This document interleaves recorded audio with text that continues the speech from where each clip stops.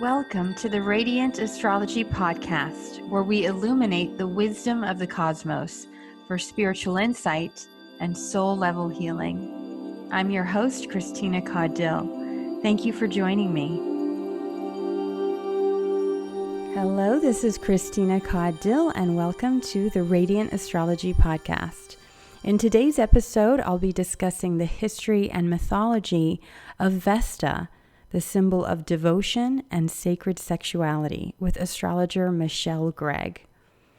Now, as I record this episode on November 13, we're not quite at the first quarter moon. We're almost to the first quarter in a couple of days, but we are between the new moon in Scorpio and the coming full moon in Gemini.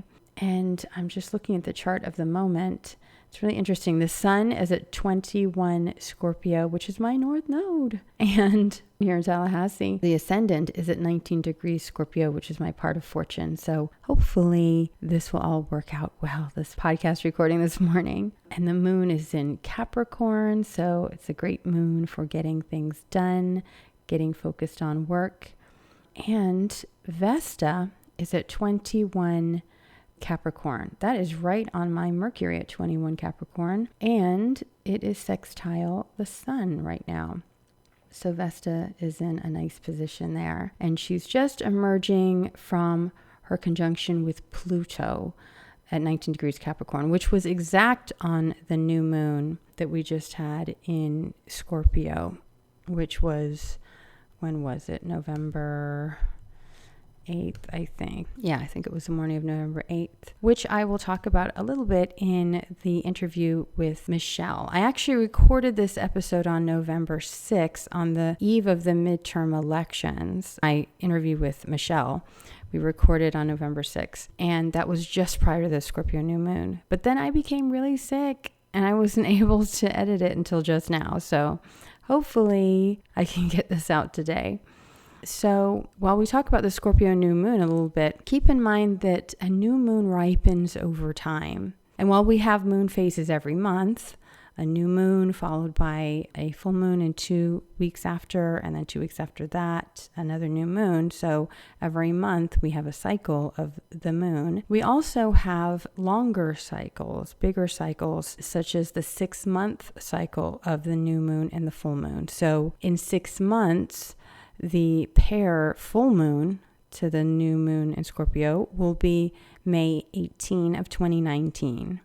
So that gives you kind of a longer trajectory to sort of see how things come to culmination in 6 months from the seeds that are planted at the new moon. That's why it's always important to align with some intentions around the new moon. See where it falls in your chart, what sign and house, and just see what it is you can do to help to really plant your intention so you can live more consciously and with intention and have, the universal energies sort of at your side, be aligned with them.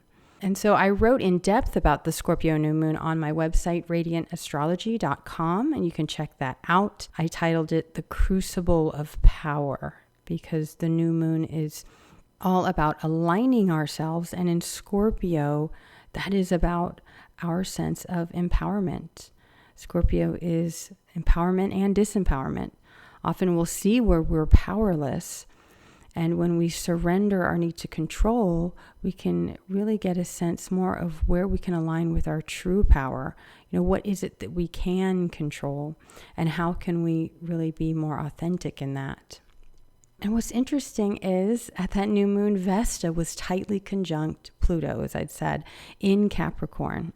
And Capricorn is about our responsibilities and our commitments. And so Vesta is about focused commitment and sacred devotion. So it's very much symbolic of something that we commit to has died, and we need to realign with a rebirthing of a new commitment, a new way of committing. And of course, this really depends on how much your chart has been impacted by this transit, but we all, to some degree, can sense this because Pluto is one of those planets that really signifies the collective. And even now, when we look at what has emerged since that new moon, that wasn't that long ago, but so much has happened since then. But Vesta, as we'll hear from Michelle, has to do with devotion, and it's the creative flame within us. It's the flame that requires focused tending and a commitment to that tending. And in Capricorn, it's even more so. And that can be around issues of what is just valuable to you. What do you cherish? Again, in Capricorn, what are your responsibilities you need to rise to? Also issues around sexuality and chastity, as we'll learn from Michelle. Because during the time of the Vestal Virgins, sexuality was sacred. And we've really lost a lot of that sense of sacredness around sexuality. Vesta is also about the hearth fire. And it's not lost on me that right now we have these out of control fires in California with many lost lives and many people displaced from their homes or their homes incinerated. And that's a reminder that fire is such a powerful element. It moves quickly and it can consume everything in its path. So it's not something to play with. It's also something we should honor as we honor the fire within each of us, but also know its power. And so when you think of the symbol of Vesta is the chevron, right, with a flame emerging from it. So it's the containment of that fire. So it takes tending to keep the fire ignited, but also to keep it contained so that it doesn't run rampant. And also the symbol for the asteroid Vesta, it looks like it's a V shape, right? So it looks similar to a vagina. And so thinking about our sexual energy, does it need to always be geared toward sex or the consuming of sex? Or could it also be channeled into something that is creative or into something that honors life? One of the best books on Vesta is the Asteroid Goddesses book by Demetra George, which I highly recommend if you want to go deeper into the mythology of Vesta. And in it, she writes, Vesta, known to the ancient Greeks as Hestia, is symbolized by the Virgin who appears in the Virgo pictograph. The Romans worshipped her as goddess of the hearth and keeper of the sacred flame. Her name is derived from the Sanskrit root vas, meaning shining. While not the largest of asteroids, Vesta is the brightest and the only one that can be seen with the naked eye. This is due to the fact that Vesta is composed of an unusual type of volcanic surface rock by extremely high internal temperatures that reflects a remarkable amount of sunlight. Thus, Vesta's association with the element of fire aptly corresponds to her luminous astronomical qualities. As goddess of the hearth fire, Vesta had a shrine placed at the center of every household and at the central public hearth of every city. She became the symbol of the guardian of the home and community, thereby ensuring the cohesion of family and state. Vesta's priestesses of Rome were known as the Vestal Virgins. Sworn to celibacy, their duty was to tend the sacred flame. And she goes much more into the story of Vesta and the Vestal Virgins and the origins of Vesta. I mean, it's everything you could want to know about Vesta. But I am also very fortunate to have my guest today, Michelle Gregg, who also illuminates a lot about the history and mythology of Vesta.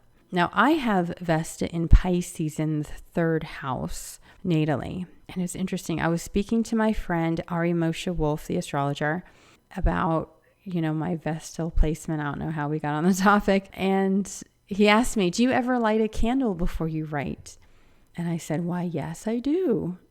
It can really help me to focus. I've got Mars and Gemini, which sometimes can make me really antsy, and I have a hard time sitting still for a long time. But something about lighting a candle helps me to focus. And he reminded me that my Vesta in the third house signifies that candle can help me to focus on my writing. The third house is the house of communication and writing. And I thought that was so beautiful. So now with intention, especially if I want to really put more of myself into my writing, then I will first light a candle to the goddess Vesta. So I thought that was really beautiful. But before I get into more on Vesta, and my interview with Michelle Gregg, an announcement. As I mentioned in the last podcast, I'll be offering my Radiant Year Ahead readings so that you can get a glimpse of the major transits of 2019 for your astrology sign. These will be audio readings for each of the zodiac signs. These can make great gifts too, so it's perfect for that loved one who wants some special insight on their cosmic path. Now make sure you're signed up to radiantastrology.com to get notified when the offering is available. I initially had said it would be ready on the 16th. I have been out sick for about a week, so that's not going to happen. So I'm trying to get it, I'm hoping before Thanksgiving this year, so we'll see how that goes. But go ahead and make sure you're signed up to my list, radiantastrology.com, or follow me on Instagram at Radiant Astro to be aware of when those get launched. And I also wanted to share a little bit about my new moon experience in Scorpio. That new moon was conjunct my natal moon by 1 degree. I have a 14-degree Scorpio moon. I think that new moon was at 15 degrees. And I certainly felt this one. I saw it coming. And every Scorpio lunation is very significant for me because I have a stellium in Scorpio. But the fact that that was a degree from my moon, I was kind of just curious to see how that would unfold. Now, if you follow me on social media, you may have seen that the yoga studio that I frequent here in Tallahassee, Hot Yoga Tallahassee, had a very tragic event. On November 2nd, a man with a gun entered the yoga class and shot 5 people. He killed 2 of them and then turned the gun on himself. And so obviously we're in a lot of shock and grief here in this small Florida community. There have been many vigils, which is very interesting because, Vesta is a symbol of the vigil, right, of the flame.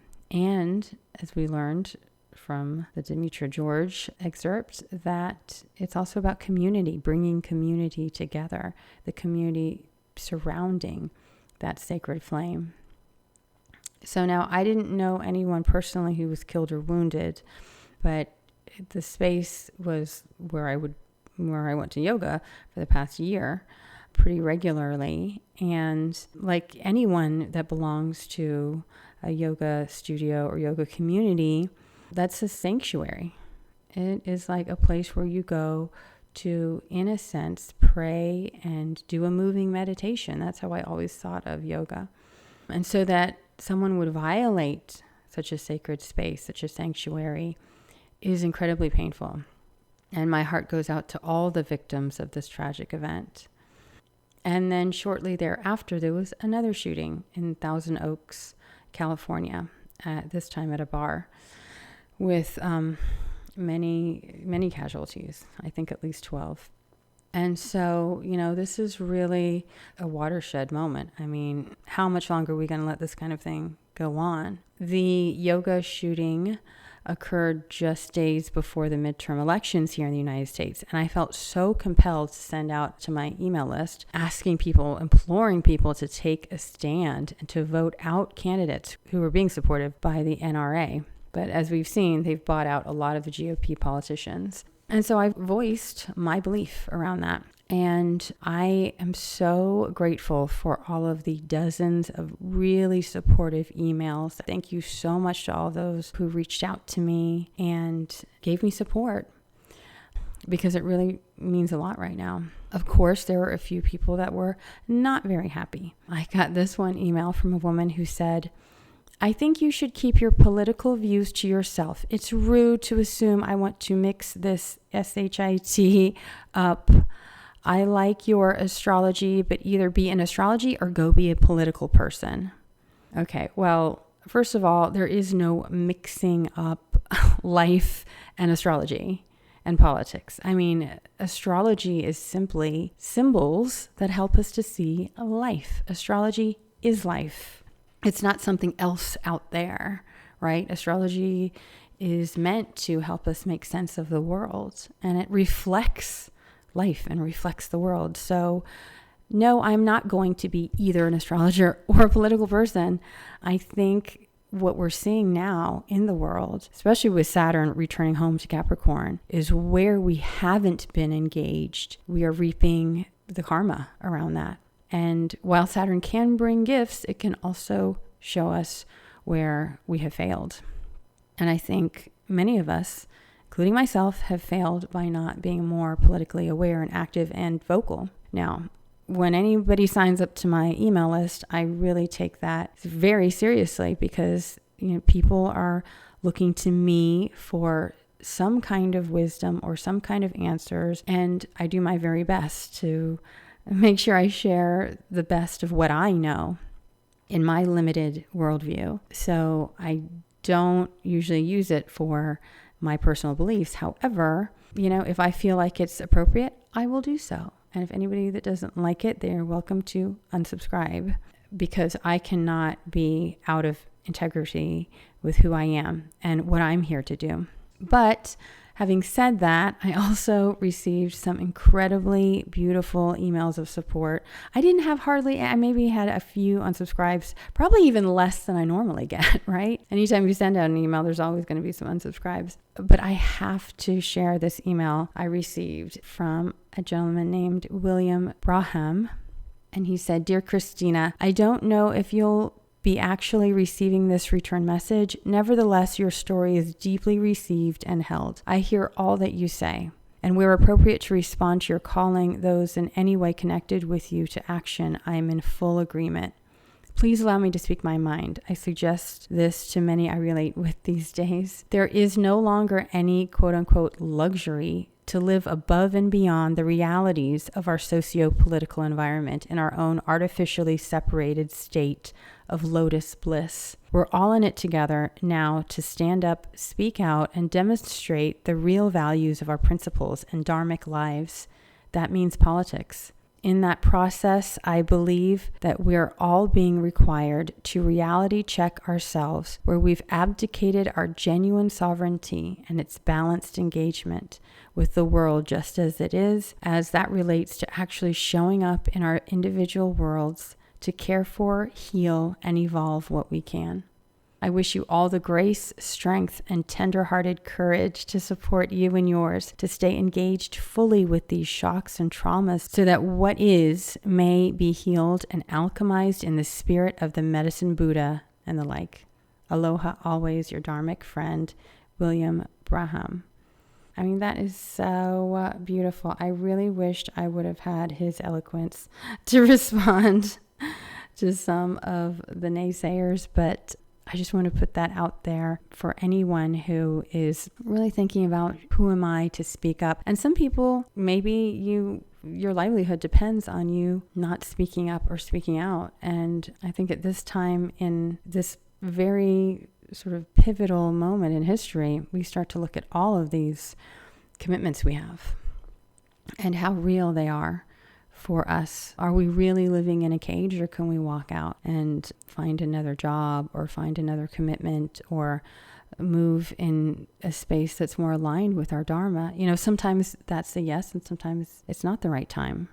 That's what astrology can also help us to see, is the cycles of our lives. So again, thank you to William, and thank you to everyone who is out there giving of yourselves and speaking your truth, even when it means that maybe you have to go it alone or you have to stand alone.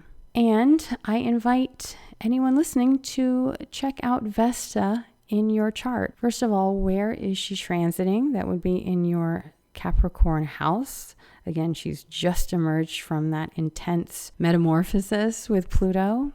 Looking at your commitments, where can you deepen your level of commitment? And also look at your natal Vesta, because it will go back to where your natal Vesta is. Where is she by sign and house of your chart? What aspects is she making? And what does that suggest to you about your creative flame and about your sacred devotion? How can you ignite that area of your life? And how can you contain it so that it doesn't become a wildfire or burn out too soon? Right? That's something worth contemplating deeply. And so with that, I'll transition to my interview with the astrologer and my friend Michelle Gregg, where we discuss the sacred devotion of Vesta. Enjoy.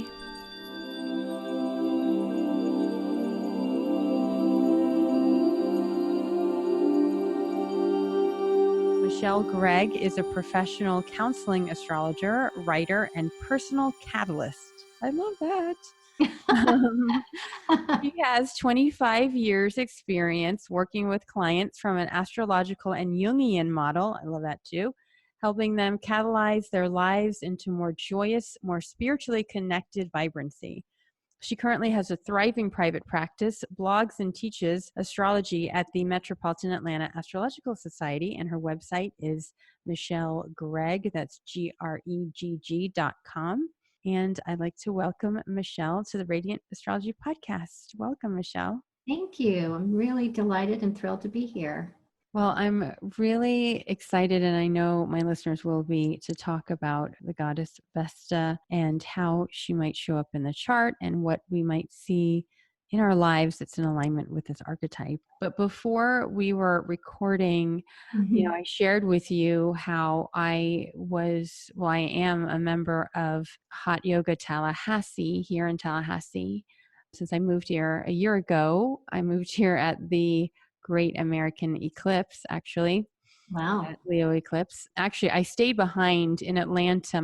I had to see the actual eclipse, but my husband was moving in because he started his master's degree that day, the day of the eclipse. Wow. So he could not miss out on it. But it's just so interesting. So many fated events sort of happening. I don't do much or go many places because I'm on the computer all the time. That's sort of like my life. I have this internet-based practice. Yeah. And there's nothing to do much here anyway. But the first thing I did when I moved to town was start to belong to a yoga studio, and I found Hot Yoga Tallahassee, and I've been going there for a year now. And I took a little bit of time off over the summer, and I had just started going back. And then to see on the news, it started I just saw it on the local news that a shooter entered a yoga class, that really just breaks my heart, and started shooting, killed 2 women, injured, I think 4 more. One woman just wrote this morning that she was in child's pose when she was shot. And it's just been I think I'm still in shock. I'm still in trauma from it. And really what is helpful, and it really is helpful in times like these, is to look at not really just, I haven't even cast the chart to look at like the chart of the event. I'm not ready to do that even. But I just was writing my new moon in Scorpio report, and it's the longest one I've written in a long time because there's so many aspects and I'm still not getting everything in there. But to me, it's kind of helpful that as painful and dramatic and traumatic this kind of event is that, we can see so much of it reflected in the symbols, and that just gives me a glimmer of hope that there is a higher order and that there can be something from this that can actually be good and maybe even help us to transform in a way that we never would before. But right now, we're all just in so much grief and pain around it. So, yeah, yes. And all I can say to that is I am so sorry that this event occurred, number one, and number two, that you're so close to it. It's, I don't even know what to say about it. It's heartbreaking. And you know what? You just saying that I don't know what to say about it, but I'm sorry. That's all I really need to hear. You don't have to have the perfect words or anything, but just to know that you understand, and just to hold the space, I guess, of someone's grief is important. And very Plutonian, is it not, with this Scorpio new moon and Pluto connection to that. And yes, because we already had this scheduled to talk about Vesta. And I thought, when I was looking at scheduling a time to talk about it, I thought, well, what about for the new moon? Because not only is it Scorpio new moon that would be really interesting to reflect on, but it's Vesta conjunct Pluto, which will really emphasize, I think, both of those archetypes, which we can talk about. The shooter in this event, he was an incel, incel stands for involuntary celibate, where they have so much anger over women and being rejected by women that they are just saying that they're celibate, but not by their own accord, that women reject them. And this guy, he'd been arrested twice for like grabbing women's butts. Oh, And, God. yeah, like without their consent. And I think he was fired from some teaching job for doing something inappropriate. I mean, he just was, A big surprise that no one wants to be involved with him intimately.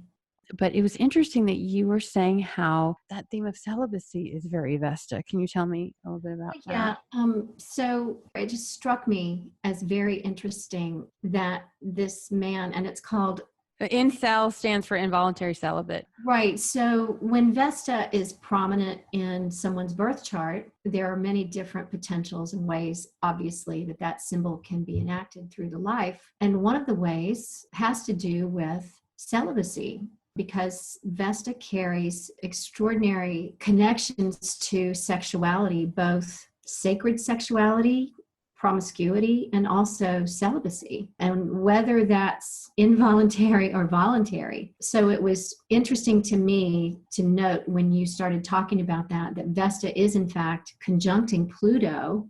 And also, as of tomorrow's new moon in Scorpio, which Pluto rules, is making a connection called a sextile to the new moon. So there's a lot there that I think it would be very interesting to see that man's birth chart and to see how his Vesta is aspected with the rest of his planets. I would be willing to bet that it would, Was prominent or something. well, that it's prominent and that the aspects to it are very challenging. Hard aspects to it. It's interesting. I just noticed that transiting Chiron is within a degree of my Vesta. I have Vesta in Pisces. Oh, wow. That is interesting. Yeah. And I definitely am feeling wounded right now. And Yeah.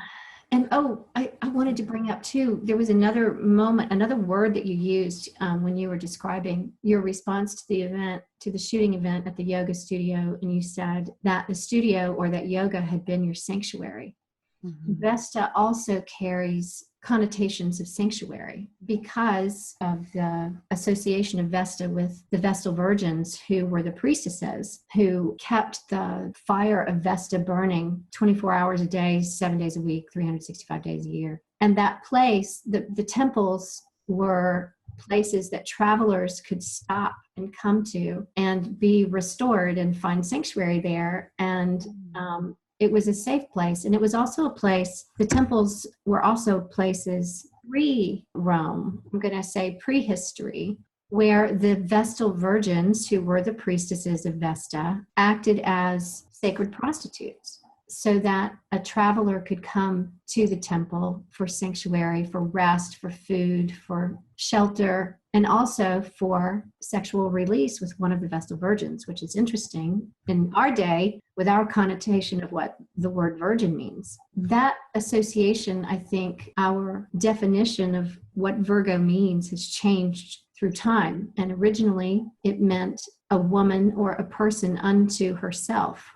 Meaning not having to take a husband, not being owned, a woman who was free to be herself and who was whole within herself. The word virgin meant that? Mm-hmm. And it was only after the patriarchy moved across Europe from Greece into Rome when one of the Roman kings, for political reasons, he decided that it was time for the Vestal virgins to take a 30-year vow of chastity. And I think that's probably the time when the word virgin began to mean sexually chaste rather than a woman unto herself. Yeah. So everything about the Vestal's life changed with the rise of the patriarchy. I'm looking at just kind of a side topic, but I think it fits in. I remember hearing that Hugh Hefner had a prominent Vesta. And so I just looked at his chart, and he has Vesta at 0 degrees, which is 0 degrees Cancer. Okay. The Aries point. And it's right at the top of the chart. So his midheaven is 25 Gemini, but that Vesta is riding high right up there at the top of the chart, and it's trine Venus in Pisces. Yeah, that's so perfect, right? And he's also of the Pluto in Cancer generation and North Node in Cancer as well. Lots of Cancer there. Wow. I mean, I'm sure he probably didn't have a day chaste, but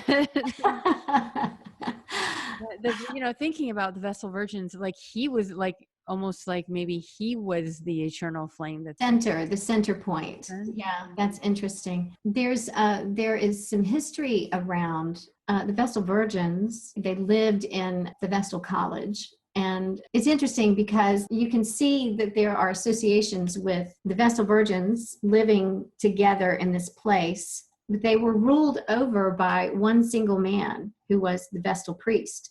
Wow. And he had absolute control of them. So even though they were bound to chastity, it was almost like a sacred harem, if you will, sort of like, and all for the same reasons. It was to overthrow the matrilineal bloodlines so that paternity could take precedence over maternity, right? So that they could track. It was all very political, all of the things that happened. The first harem was created around the same time that the Vestal Virgins were living and doing what Vestal Virgins did. So that whole idea of Hugh Hefner with his powerful Vesta. It's interesting because I'm turning around this idea in my mind where you'd said that the Vestal Virgins were whole unto themselves. And I know that Demetra George has said that Vesta is associated with the ascendant, and that is about the self. Right. And she'd said something around that your devotion should enliven you, which is very different from when we think about sort of the sacrifice of, say, the Pisces archetype. Right. It's I draining. love that choice of word, enliven. I had brought up Vesta and I was thinking of the word for it and I was thinking duty. Well, maybe in Capricorn it can be duty. And you said the word devotion, and that was the word I was looking for, because devotion has that sense of sacredness and almost like choice along with it too. Absolutely. So there's so much discernment. Vesta is connected to Virgo and Scorpio. When Vesta was discovered, she was actually in the sign of Virgo. And I think that's very telling. And so there's a lot of discernment, a lot of choice, I think, that comes with Vesta. When it has hard aspects, that's when you sort of feel, I think, out of control, like you live the archetype without any discernment, without any sense of choice about it. I think that's true of all of the symbols. It's kind of dichotomous in a way, but also so perfectly not dichotomous to think about the association of both Virgo and Scorpio with Vesta. Right? Because if you think about the actual symbols for Virgo and Vesta, they're both the M, right? The M for mater, for mother. But the Virgo M has the tail tucked in so that it maintains sort of that M, and she becomes of the earth. And then the Scorpio M. Like cross legs. Yes, like cross legs. It's so funny. And the Scorpio M has the tail pointed outward, and it's almost phallic, right? Yeah. So the arrow. Before Libra was thought of as Libra, that part of the constellation of Scorpio that is now Libra, which is between Scorpio and Virgo, it was the claws. It was the claws. The things that are the scales now were the claws of the scorpion. And so Virgo led right into Scorpio, and they were partnered, right? So there was no Libra marriage contracted thing in between the virgin and the sexuality, right? It flowed from one to the other. And then with the rise of the patriarchy, we get Libra, the contracted marriage thing, where you're either the wife or the whore. Right? So it's interesting how that split occurred, at least this is my belief, when the split in the collective psyche between Madonna and whore, as opposed to a woman unto herself who has control of her body and has healthy sexuality. That happened with the vow taking, the 30-year vow of celibacy, because that's incredibly unnatural, right? That's an unnatural state of being. And these women were 6 years old when they were brought in to be Vestal Virgins. Yeah, tell me a little bit about the Vestal Virgin mythology. I'm a little bit more. Well, it's actually history. It's literal history. So during the time of the Roman kings, this was before the Roman Republic, Vesta had been brought into the Roman pantheon of gods and goddesses that they worshipped and revered. Before that time, Vesta apparently, now there's not firm history, but apparently Vesta started in the homes of people across the Mediterranean area in Europe. And there were temples to her built. And the central part of the temples held these fire bowls, right?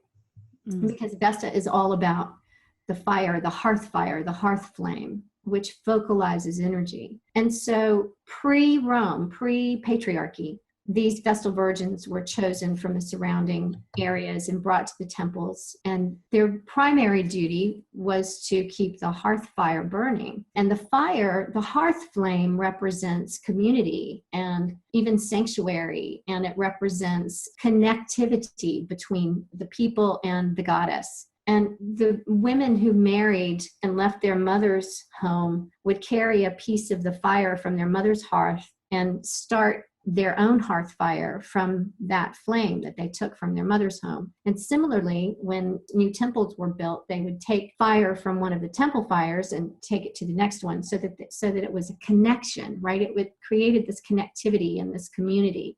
So Vesta very much symbolizes all of that, but also her role was pretty much one of being a sacred, I'm going to say prostitute, a sacred sexual being, so that travelers would come through and she would offer herself as a service. It wasn't for her pleasure. It was like a sacred, it was almost like a sacrament. So they went from that to, oh, and here's a part two. And I don't even remember where I got this, but it was either told to me or I read it somewhere that another function of the Vestal virgins was that parents of young men, and I'm assuming around 13, 14, 15 years old, would bring their son to the temple. A Vestal virgin would volunteer or be chosen to spend several days with this young man, initiating him into sexual practice. Oh, wow.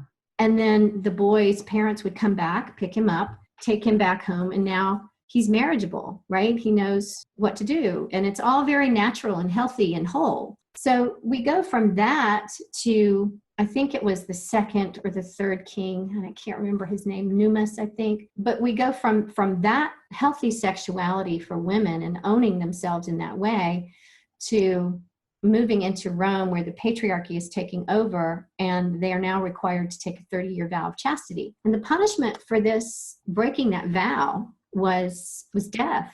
And it was, you weren't allowed to spill the blood of a Vestal virgin.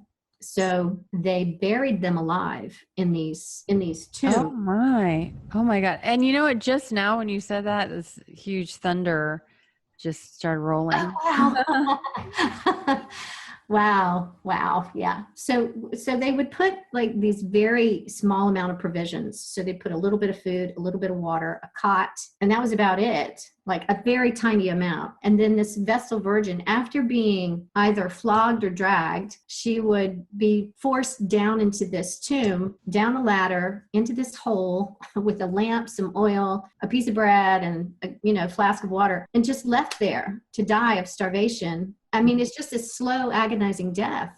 Oh my God. So if a Vestal virgin was ever caught having sex with anyone, this was what would happen.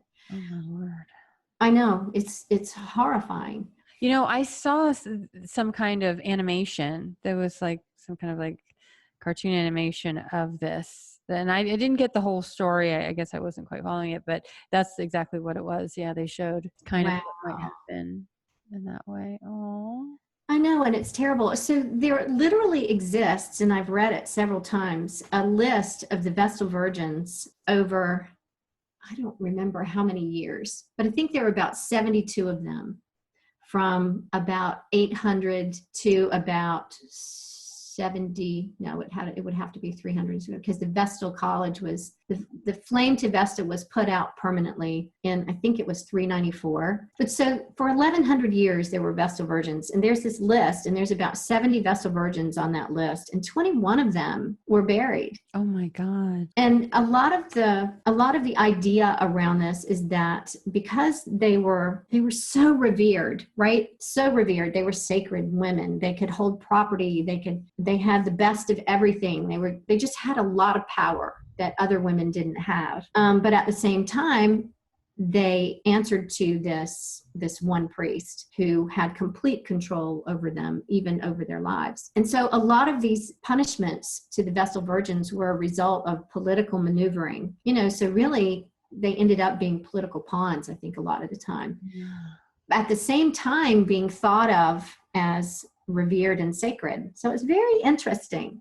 But I really believe that once the Vestal virgins had to take this vow of chastity, coming from this other very natural sexuality that they lived with and through, to this other way that was so unnatural, that created in the collective psyche a split with this whole Madonna whore thing. And I have seen in people's charts that I've worked with, it's very interesting. Can I give you a couple of examples? Sure, please do. The person that I worked with who really sort of opened me up to this fascination with Vesta was a man who was probably, I think he was mid-60s. He's a very attractive, very successful, virile looking man, but he was on his third marriage, and he could only perform sexually with prostitutes once he was married to someone. Now, how literal is that? Right? So literal. So he had Vesta connected to Mars, Saturn, his sun, and his ascendant, if I remember correctly. And his Vesta was at the ascendant. So it was a very powerful, and he was just beside himself. He felt like that was completely out of his control, this impotence that occurred with him as soon as he got married to someone. And of course, his marriages didn't last as a result of that. And he was just at his wit's end. I did not end up working with him for a long period of time. He was extraordinarily frustrated, and he wanted a quick answer. And I don't think there was a quick answer to that. Do you know what I mean? Yeah, and this is the thing. I think what's amazing about this work is sometimes just knowing the story and the mythology and the history of these archetypes and how they play out in your chart. That can sometimes release something. It's in the imagination and these stories that we can reach the subconscious, but you have to be willing. Right. You have to be willing to, be open to the magic. I remember there was an interview with Melanie Reinhardt, who wrote the book on Chiron. I think she had like a client that had like Chiron and Taurus which that has a lot to do with things like, the physical body, and starvation. And he was really sick with I guess it was almost like his body wasn't absorbing nutrients or something like that, or he had become anorexic. And then she had illuminated, because of his Chiron signature, that, he had died of starvation in a previous life, and to create a little altar, or it was an ancestor or something that had died of starvation. And so he created an altar for it, and that actually healed him. Wow.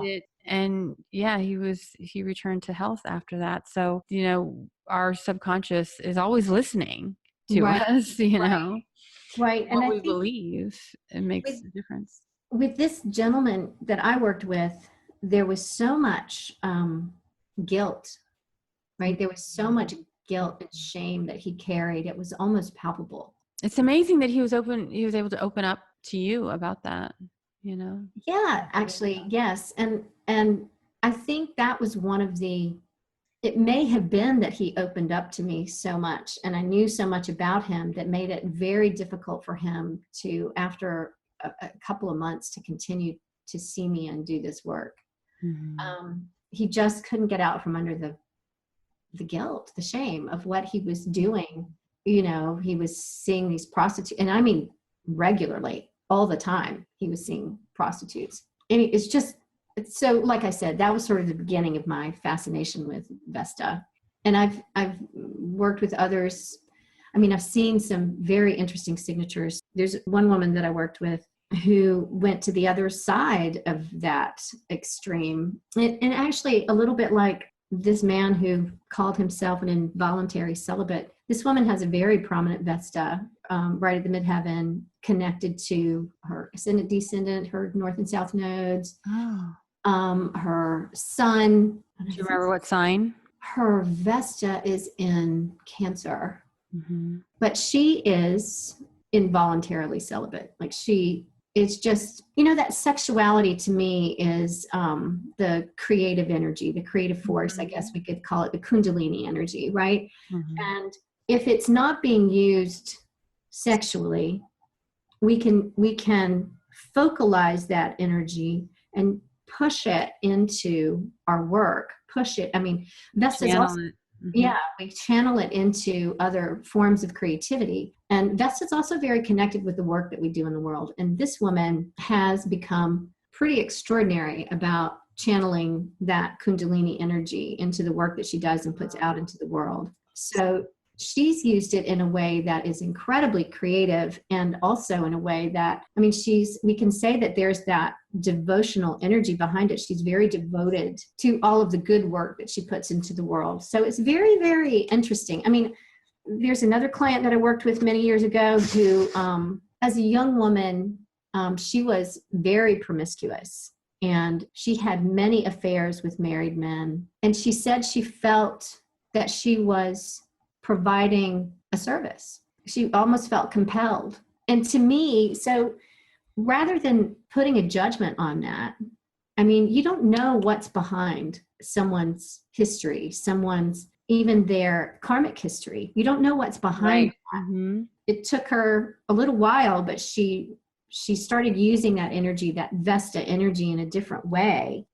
But it did take her a little while, but she had several years where she was unapologetically promiscuous. And I very strongly attributed that to her Vestal connections. So you see it show up in many different ways. I've seen it also in women who have painful sex, and in women who have infertility issues. There are many, many layers to how Vesta energy can show up. Yes, I wanted to share one that really stood out to me is I had a client who she had a Cancer midheaven, and exactly like during the time when Vesta was transiting her midheaven, she worked as a nurse, and she was assigned to a baby who was in the ICU, and she had to watch it like 24/7. Like she got very few breaks because it was, I don't know, it was sort of on death's door or something. Like it was going through something with its breathing, and she had to watch it and make sure it was breathing, because if it stopped breathing, she would have to give it like CPR or something. And that went on for, I don't know, like a week or 10 days or something like that. Exactly when Vesta was transiting Cancer in on her midheaven, which is, like she was the authority over this this little baby's life, and being like having to care for it at such a and she said like she didn't know anything about Vesta, but her entire psychic energy was focused on it. And then just as Vesta got out of orbit for midheaven, then she was taken off of that. Luckily, the baby survived and was fine and stabilized, and was taken home. But she just crumbled after that, because she was like in grief or something, because, she had to be at such a heightened level for such an intense period of time that after that you completely just sort of unravel. Well, that is such an example of devoted focus. I mean, that's incredibly devoted focus, right? But then there's this, and what you just said, that she crumbled after so another idea that's behind the symbolism of Vesta is that we have to retreat, because you can't maintain that focus all the time. So sometimes when you see Vesta transits, that's a period of time when you need to retreat so that you can restore your wholeness. And I've seen that through transits many times. So there is this idea that, you can't maintain that level of vigilance or that level of focus. That's a perfect word. Or an extraordinarily long period of time. And so in order to restore, so Vesta symbolizes that as well, which I find fascinating. So it's about the retreat as well as the focus. Retreat into the self. So that you can restore back into wholeness, back into virginity. Right? That's so fascinating that you bring this up, because we've got Vesta conjunct Pluto right now, and tomorrow is the new moon in Scorpio. The new moon is actually in an opposition to the country's Vesta, which is in Taurus. So I thought that was very, very interesting in light of patriarchy versus matriarchy, right? And healing the feminine, bringing wholeness to the feminine. So my hope, because there are more women apparently on ballots today across our country than have ever been. So I'm hopeful, and I'm not saying that it's because of the new moon in opposition to Vesta, but I'm hopeful that that symbolism is pervasive. Well, yes, and also the North Node just entering Cancer, sign of the feminine, the mother. I'm hopeful that, yes, some women will prevail. And I think, if you think about the new moon, it's the sun and the moon together. That's the masculine and the feminine together. And they're in an opposition point to Vesta, which is about wholeness. It's about serving the whole, focalizing the whole, the center. So I don't know. I just think there are no coincidences, right? There aren't, absolutely not. It's being proven to me so much, even more now. And, and the symbolism of the Scorpio being Yes. to, regeneration and actually pushing past your limitations to like experience a totally new dimensions of being. And, that being challenging for, our Vesta in Taurus. Taurus wants, it is about self-sufficiency and survival and like hanging on to what you got. And that Scorpio new moon is really challenging that to just go beyond and to enter into areas where we have never been before. Which is certainly where we need to go. Yeah. Right. I believe. Totally. And I mean, this does not bear on Vesta at all, but Uranus is also in an opposition to Venus tomorrow during the new moon. And that seems to imply a new pathway for the feminine, a new forging ahead, a new, do you know what I mean? Like yes, liberating from the past, I think, liberating from the known. Yes. And it's square the nodes. I've been talking about this Uranus square the nodes here. It's like an ongoing eclipse that we're in. Like Uranus eclipse. Right. I also thought about something you said a minute ago, that everyone seems to be sort of cocooning within themselves. And, there's a lot of Scorpio flavor to Scorpio and Pluto with that too, to go. And it's the dark of the moon, right? So going internally is what we're meant to do at the dark of the moon. And Pluto is influencing that, and Vesta is influencing that. So I think that's an important place to honor. So people who are listening to this are feeling that it's important to sort of cocoon or retreat. Do that. Honor that moment within yourself, because it can be nothing but restorative and regenerative. Yes. And especially in, I think any new moon in Scorpio, especially because you're going into the depths. Right. And Scorpio is about power and powerlessness. When we feel so powerless out in the world, well, a couple of things is, one, we're not aligned with their true power and the power of what is happening, or because there's so many forces out there that are bigger than us. And it makes me think of like, in the occult practices of when the witches would draw down the energy of the moon or the planets or whatever, and merge their own energy with the greater forces. That's something that's even more powerful than them, in order so that they can become more powerful. And to do that, you have to surrender something of yourself. Yes. Yeah, I love all of the symbolism that you invoked with that. That was beautiful. So I'd like to just look a little bit deeper into the current transit of Vesta through Capricorn and this conjunction with Pluto.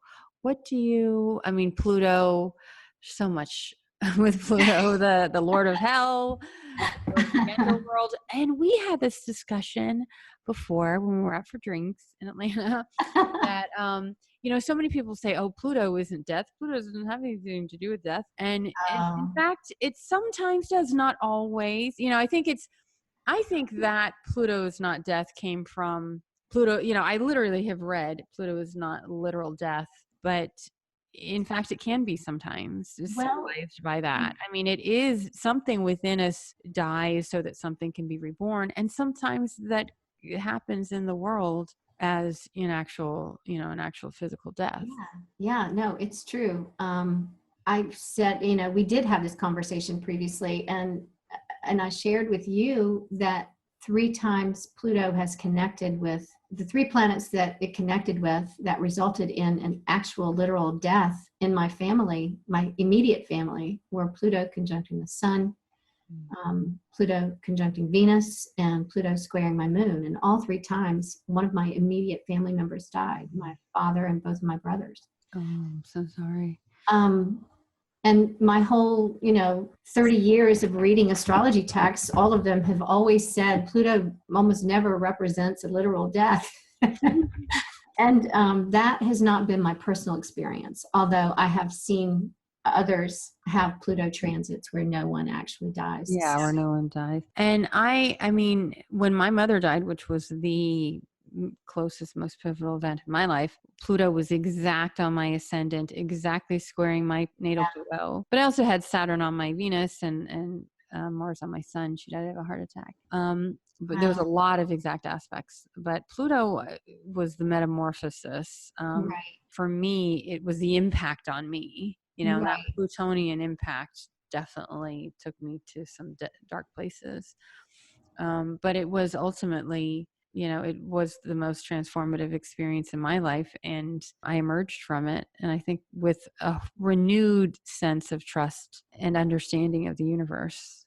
Yes, and I think one of the important things to remember about Pluto is that it is about the cycles of life, and that death is just one component of that whole cycle. So the Pluto cycle of life, the circle of life, it includes birth, it includes the living, it includes the death, it includes the regeneration, it includes all of that. So one of the things that I find that's very important to convey to people about Pluto is that it's about cycles. It's not about one moment in time. Yes, like a Pluto transit, that Pluto square that everyone has in their late 30s, around I think 37, 38. Mm-hmm. Oh my, have I seen some incredible experiences around it. I was fortunate at the time of mine. I had some psychic that said to me, she wasn't even an astrologer. She was like like a psychic, tarot, whatever, intuitive. And she said, there's going to be this intense challenge and you're going to want to stop or give up, but don't. Wow. And yeah, there's part of you that just wants to go into child's pose the whole time. Wow. And hope that it passes you and, you wait for the storm to pass. But actually, the more empowered thing is to go through the storm. Yes. And be changed. Oh, there goes my dog. To go through the storm and be changed by Absolutely. And if you refuse that invitation to go through the storm and be changed, then you haven't done your Pluto transit very well, in my opinion. You know what I mean? I absolutely agree. It doesn't guarantee maturity. What they say, that change is inevitable, but growth is optional. Exactly. Exactly. And I have worked with a few clients who are actually at their second Saturn return, who I would not say are particularly mature. So it's an important thing to understand, I think, with not just Pluto transits, but with all transits, that we do the work rather than just try to hunker down and say, oh, when is this going to be over?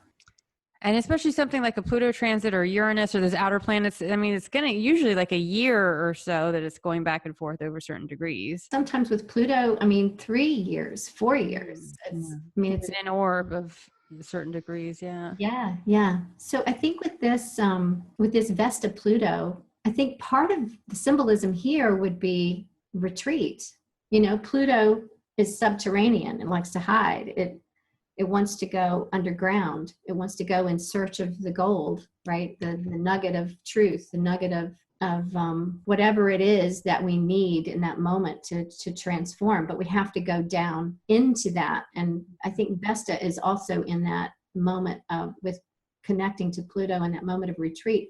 Also, it's the new moon, a moment of retreat or going internally. And it's in Scorpio. So there's just a lot going on, I think, that just kind of bring this full circle to where we started talking about that implies the idea of going inward and not hiding at all, not hiding, but going inward to restore, so that as we come out of the new moon and we have new elected officials, and so that we can feel invigorated enough to go in and do the hard work, the hard Capricorn work, so that we later can reap the rewards of that. I think there's a deep message of that here. I don't know what your idea is of that. Oh, absolutely. I think that's a beautiful way of articulating that.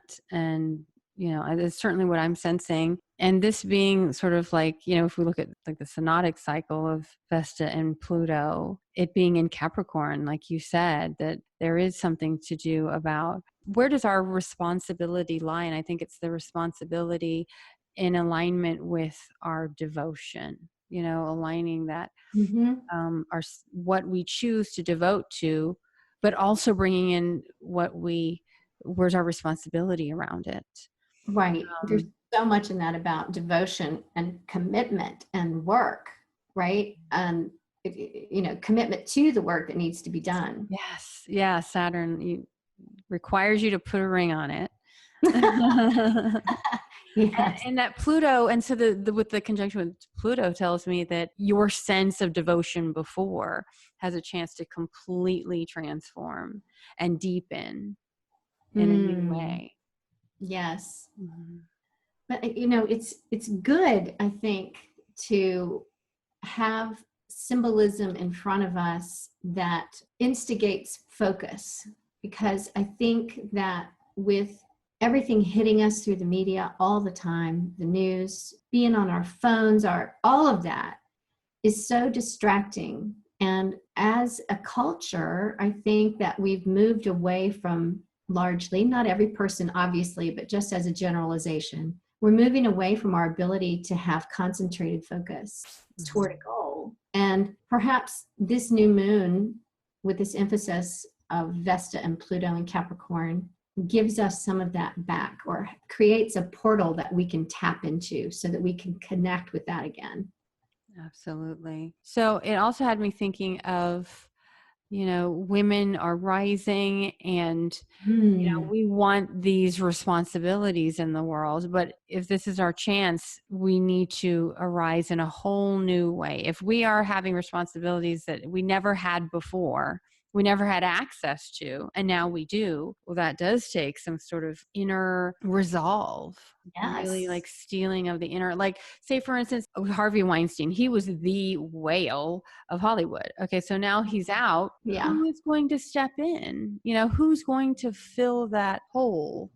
That void, really. I'm actually looking forward to it, because I always felt that because he's such a bully, they said, and Yes. it's like every Academy Awards, he would bully people to vote for his, I'm sorry, these hot young girls, not that like these young women aren't incredibly talented also, but do they really deserve these awards over like Meryl Streep or Judi Dench? I mean, you know what I'm saying? Like it feels like maybe at times they do, I don't know, but it was skewing way too much to this 20-year-old that he just discovered gets the Academy Award, like. Right. And again, we're back to that idea of one man controlling this bevy of women. Isn't that interesting? Yeah. And with him not being there, so it's like, okay, women, you said this is what you wanted. Who is actually going to reject and there's also this Black Moon Lilith conjunct Mars right now,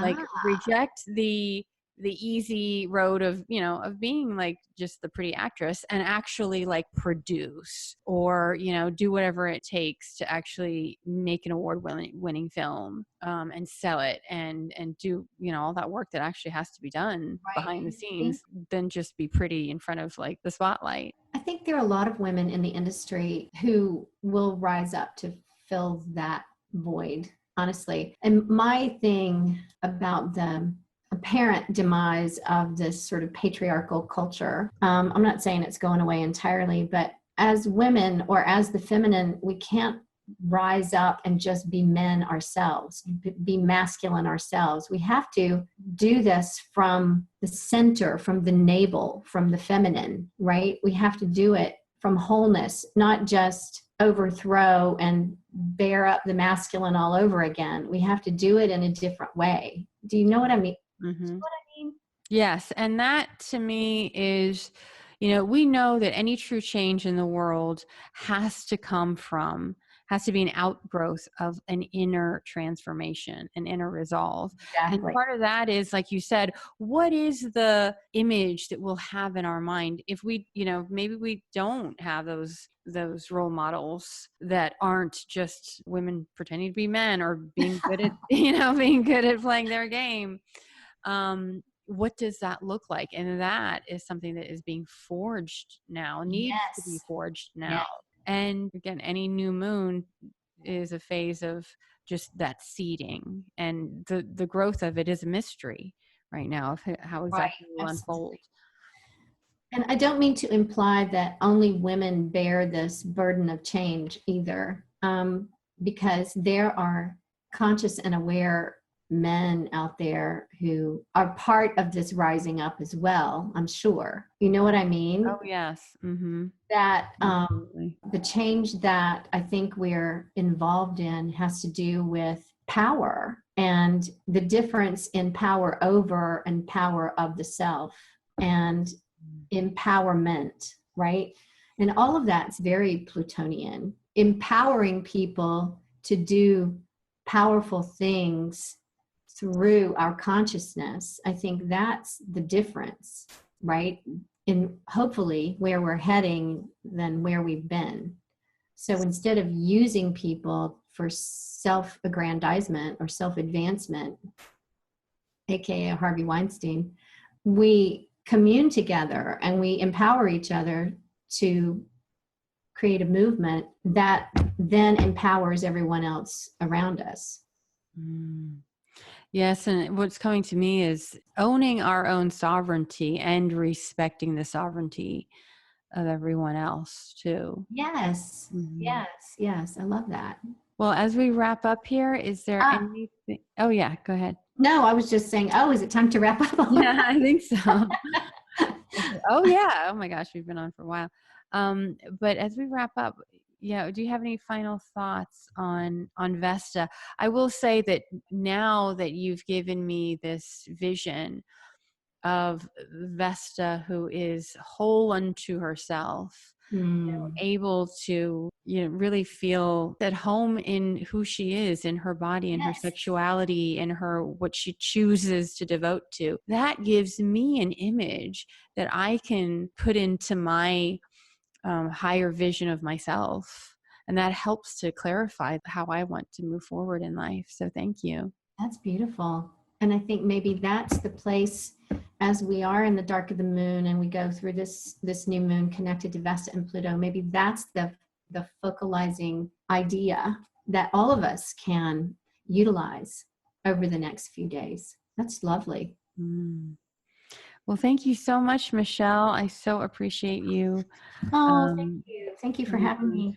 Is there anything you want to share, anything you have coming up? I just wanted to remind listeners that your website is michellegregg.com, and that's GREGG.com. And I'll have the link in the show notes. But is there anything else you have coming up?